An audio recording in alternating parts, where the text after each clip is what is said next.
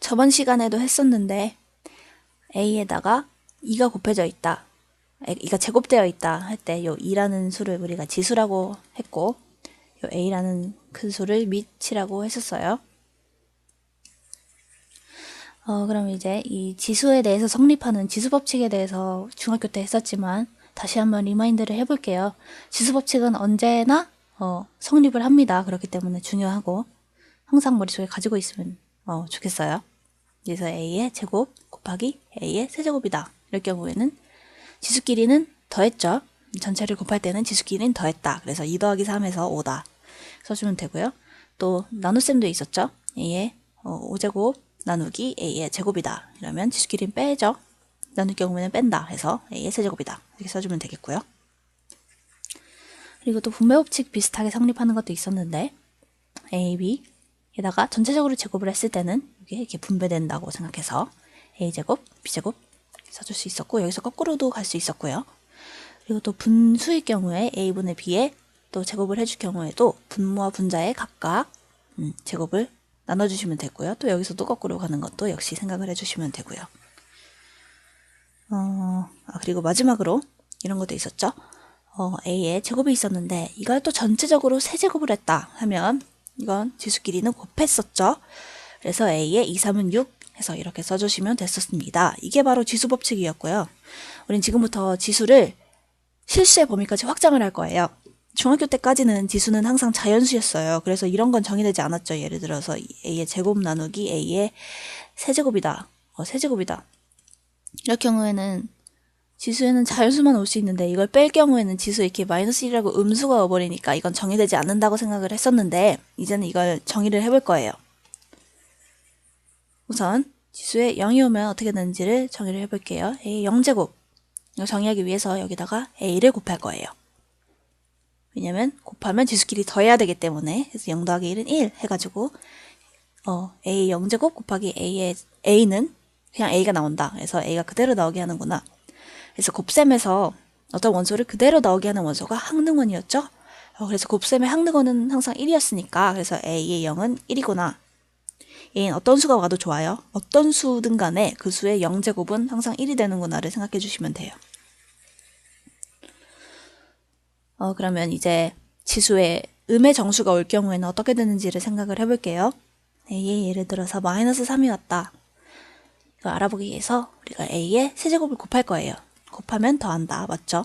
그래서 0제곱이 되는데 이거는 우리가 아까 1이라고 알아냈었고 그렇기 때문에 서로 곱해서 1이 되는 수 1은 아까 곱셈에 대한 항등원이었죠. 그렇기 때문에 서로 곱해서 1이 된다는 말은 서로 역원이란 뜻이에요. 그렇기 때문에 a의 마이너스 세제곱은 a의 세제곱의 역원이다. 그래서 곱셈에 대한 역원은 우리가 특별히 뭐라 그랬냐면 역수라고 했었죠.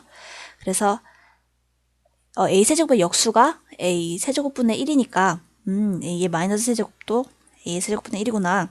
이렇게 성립을 하는구나. 이걸 알게 됐습니다. 그래서 우리가 지수에 음수가 왔을 경우에는 이거는 진짜 음수란 뜻이 아니라 역수구나. 이렇게 생각을 해주시면 돼요. 그리고 또 지수를 이제 유리수의 범위까지 또 확장을 해볼 건데 유리수라는 게 뭐냐면 분수꼴로 이루어진 수를 우리가 유리수라고 하죠. 예를 들어서 a의 3분의 2 이런 수는 과연 어떻게 생각하면 될까? 여기다가 우리가 3을 곱할 거예요. 3을 제곱하는 거죠. 그럴 경우에는 이게 사라지죠. 그래서 a의 제곱이 되는데 그래서 결국에 a의 3분의 2제곱이란 게 무슨 뜻이냐면 이거는 세제곱해서 a 제곱이 되는 수다 이렇게 생각해 주시면 되는데 우리가 세제곱해서 a 제곱이 되는 수다 이거를 다른 방법으로도 표현할 수 있었어요. 저번 시간에 했던 거듭제곱 근으로도 표현할 수 있었는데 이렇게 표현할 수 있었죠. 여기다가 a 제곱을 넣으면 여기다가 세제곱을 하면 요 숫자의 정의 자체가 세제곱해서 a 제곱이 되는 수를 말하는 거니까 그래서 a 제곱이 되는구나. 그렇기 때문에 a의 3분의 2제곱이라는 말은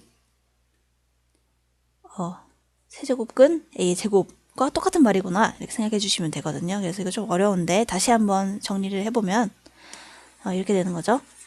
다시 한번 지수의 유리수가 왔을 때를 정리를 해보면 이렇게 기억을 하시면 돼요. A에 뭐 이번에는 5분의 2가 왔다. 이럴 경우에는 이게 어떤 말과 정확히 같은 말이냐면 5의 루트 A의 제곱과 같은 말이다. 이렇게 생각해 주시면 되고요. 그래서 지수의 분수가 왔을 때는 이 분모를 이렇게 앞으로 보내서 루트를 씌워주시고 이 분자는 밑으로 내려온다. 이렇게 생각해 주시면 되거든요. 그래요. 이렇게 해주시면 되겠습니다.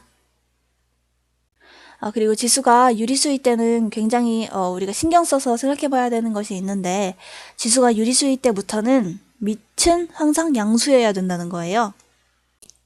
왜 그런지 잠깐 간단하게 생각을 해보면 예를 들어서 밑에 만약에 마이너스 2가 왔다고 쳐볼게요. 여기다가 제곱을 하고 또 여기다가 이제 유리수 지수를 곱할 거예요.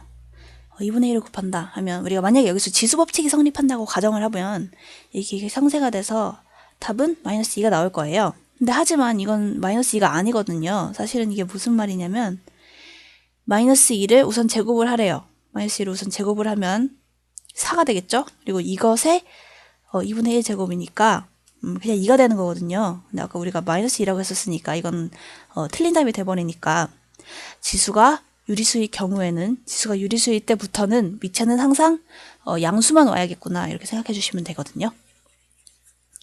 그리고 이제 지수가 실수일 때도 우리가 생각은 하는데 실수일 때의 의미 자체에 대해서는 배우지는 않아요. 실수일 때에도 지수 법칙이 성립을 하는구나만 생각해 주시면 돼요. 예를 들어서 실수는 무리수도 포함이 되죠. 그래서 A의 루트 3이 왔다. 이런 경우도 있을 수 있다는 소리예요. 그래서 뭐 A의 2루트 3이구나. 이렇게 있을 때도 계산은 할 수 있어요. 실수끼리 더하면 되니까. 그래서 3루트 3. 이게 무슨 의미인지는 배우진 않겠지만 이렇게 되는구나만 알아주시면 되겠습니다.